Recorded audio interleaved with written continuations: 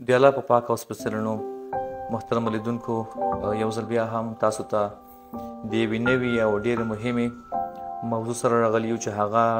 د زړه د حملې او د دماغي حملې یا په عام اصطلاح د ګزار د مخنیوي لارې چارې دي. زموږ ستاسو په ټولنه کې او د نړۍ په کچه د زړه حملو او دماغي حملو یا زموږ د خلکو په اصطلاح ګزار چې د بدن یو طرف فلج کېږي له کاره لویږي یا ټول بدن فلج کېږي، دغه دوی ناروغۍ د نړۍ په کچه ډېرې زیاتې دي او ډېر مهم عوامل لري، لکه د وینې لوړ فشار، د شکر ناروغي، رواني دماغي فشارونه، د روغتي غذا، د خوراک لګښت یا کمښت، منظم سپورت د دې کمښت یا منظم فزیکي اکټیویټي یا فعالیت نه اجرا کول، همدارنګه د وزن ډېرښت، دا ټول هغه مهم عوامل دي چې د زړه د حملې او د دماغي حملې مهم عوامل تشکیلوي. نور ډېر عوامل لري خو دغه هغه دي چې په خلکو کې په ټولنه کې زیات دي او د زړه د حملې همدارنګه د دماغي حملې باعث کېږي. راځو هغه مهمې لارې چې موږ د هغې په مټ کولی شو چې خپل د فامیل غړي او خپل ځان او خپل د ټولنې کسان د زړه د حملې او د دماغي حملې څخه د هغې په مټ ساتلی او ژغورلی شو. لومړی د رواني او دماغي فشارونو کنټرول دی. دا هغه مهمه برخه ده چې په دې سره ټولې مهمې د رګونو ناروغۍ چې د بدن په هره برخه کې رامنځته کېږي کنټرولېږي او ناروغ ورڅخه ساتل کېږي. دوهم د وینې د لوړ فشار کنټرول. دریم د شکر د وینې د غوړو کنټرول دی چې دا هم د دماغي حملې او د زړه د حملې په مخنیوي کې مهم رول لري.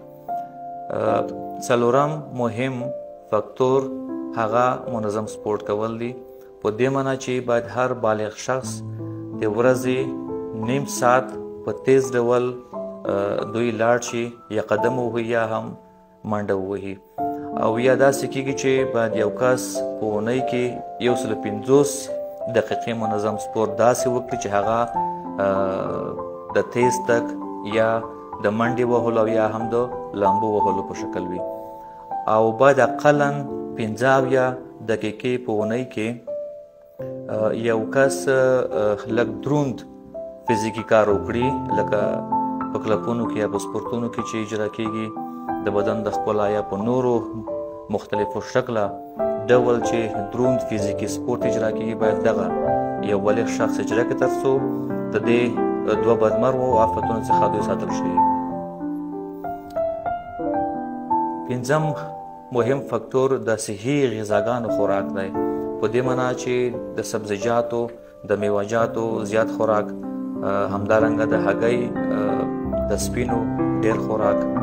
همدارنګه زیړ هم لږ لږ وختونه باید وخوړلی شي چې د صحت لپاره ضرور دي،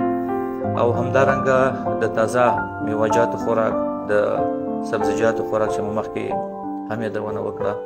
همدارنګه د هغه غوړو استعمال چې حیواني منشا ونه لري، لکه د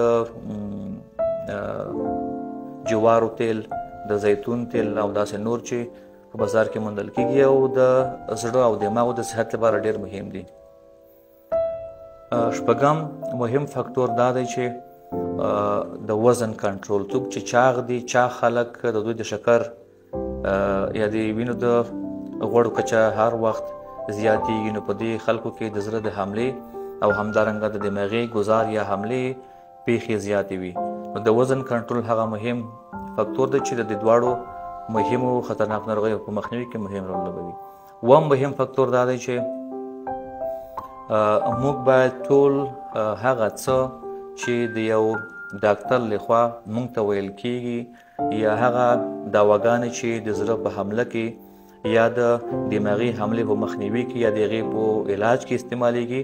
باید یو ناروغ لخوا په منظم ډول هغه په خپل وخت باندې وخوړل شي چې دا همدې باعث کېږي چې په راتلونکي کې بیا هم دغسې کسان د دماغي حملې او د زړه د حملې څخه ساتل کیږي. محترم لیدونکو، انشاءالله بیا به هم تاسو ته د نوي معلوماتو سره راځو او دمغړې تاسو په الله سپارم. ښه وخت او خوشحاله شئ. AMC ابدالي طبي کمپلیکس د روغتیا پالنې ډاډمن ځای، ځوان انرژي او ذهین افکار، شفابخش لاسونه، کمسارې طبي ټکنالوژي. ابدالي د صحتمند ژوند د هیلو دریڅه.